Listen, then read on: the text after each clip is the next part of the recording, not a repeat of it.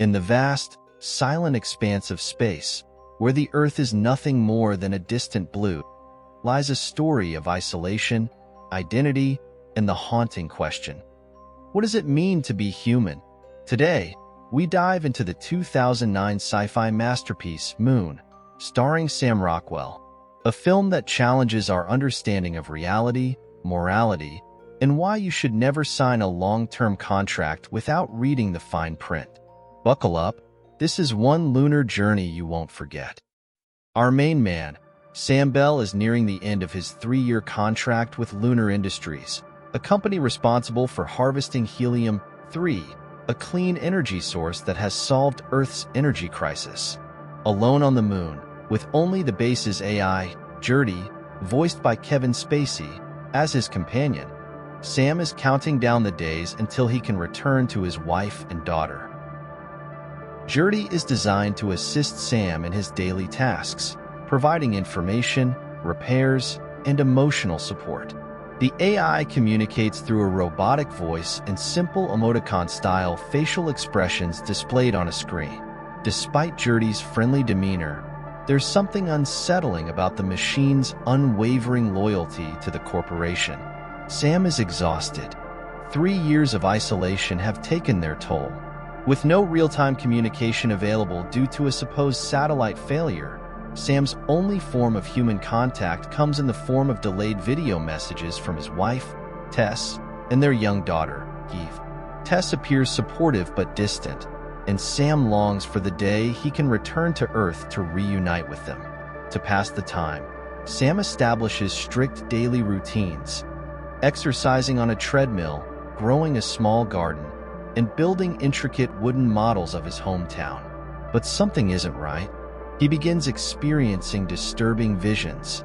A young girl appearing in the base leaves him so distracted he burns his hand badly.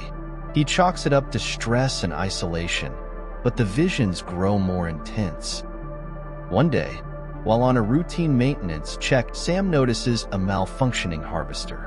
He suits up and drives out in his lunar rover to investigate. As he approaches the machine, he suddenly experiences another hallucination, this time of a person standing in front of him on the surface of the moon. Distracted trying to get a clearer look, he loses control of the rover and crashes into the harvester. The impact is severe, causing Sam to black out. When he wakes up, he finds himself back inside the base's medical bay, with Geordi watching over him. But here's the unsettling part. He doesn't remember being rescued. His last memory was the crash. How did he get back inside? Geordi insists everything is fine and urges Sam to rest. Determined to investigate, Sam feigns compliance but soon devises a plan to sneak out of the base. Despite Geordi's attempts to keep him contained, he manages to convince Geordi to let him outside. Finally outside, he goes to investigate the newly downed harvester. Then, the unthinkable happens. Sam discovers another version of himself, barely alive, injured, and unconscious. Is this a hallucination, a clone, or something far more sinister? The two Sams are forced to confront the terrifying truth. They are not who they thought they were. At first, both Sams are skeptical of each other. They argue, throw accusations, and try to establish dominance. But as they reluctantly cooperate, it becomes clear that something sinister is happening. They look identical, they share the same memories, and yet, one of them is sick, showing signs of rapid aging and organ failure. Determined to get answers, they split up and search from anything beyond the base's perimeter that could shed some light. What they find are several pylons forming a signal blocker, preventing the antenna from working.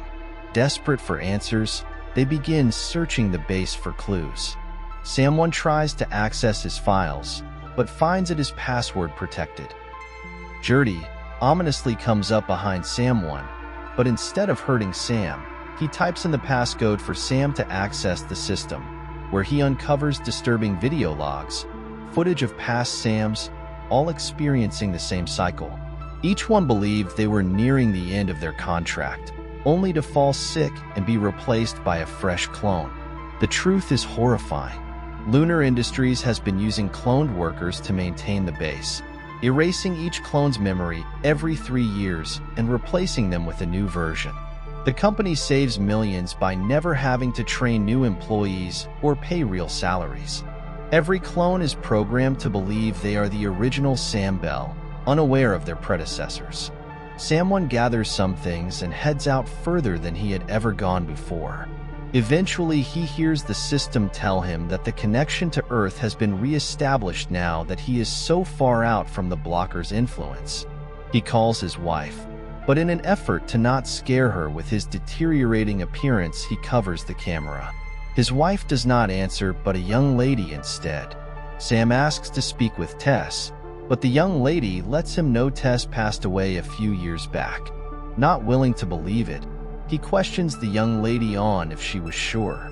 She reveals that she is Eve, and as her daughter is pretty sure. Before the conversation continues, Eve calls out to someone as she was getting uncomfortable talking to a stranger about her dead mom. We hear the original Sam Bell, alive and well, on Earth respond to his daughter. Sam 1 hangs up, having gotten both sad news in the form of learning of his Tessa's death, but the good news that his daughter didn't lose her dad. Original Sam did go home all those years ago. Partially relieved, the two Sams now face an impossible choice: accept their fate or fight back. With the timer set until the so-called rescue team arrive, the older clone, now deteriorating rapidly, realizes he won't survive much longer, and even if he did, the rescue team would terminate them both upon arrival. He proposes a daring plan. One of them must escape and expose Lunar Industries. They hatch a scheme to get Sam 2 out of there. They would need to make sure the rescue team did not suspect anything, so they have Jerdy bring up a third Sam, but not awaken him. He would act as the stand-in for Sam 2. Sam 1 resigns to his fate and is returned to the crashed vehicle he was originally rescued from as not to raise suspicion. The rescue team, inbound, are just moments away from landing. Sam 2 packs himself and his supplies into the delivery pod. However, right before he launches, he runs back up to the control room and sets the harvesters to collide with the pylons blocking the signal. Sam 2 times his launch with the entrance of the rescue team. As the pod launches, the Sam 2 escapes, hurling toward Earth.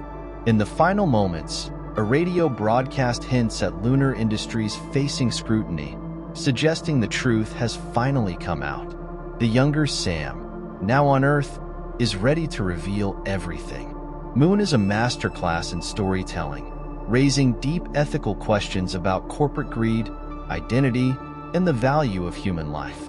The film forces us to consider, if we were in Sam's shoes, what would we do? Sam Rockwell's dual performance is nothing short of incredible, making us empathize with both versions of Sam, even as they struggle with the devastating reality of their existence. And there you have it, the shocking story of Moon explained. If you enjoyed this recap, don't forget to like and subscribe for more deep dives into mind-bending films. Until next time, stay curious.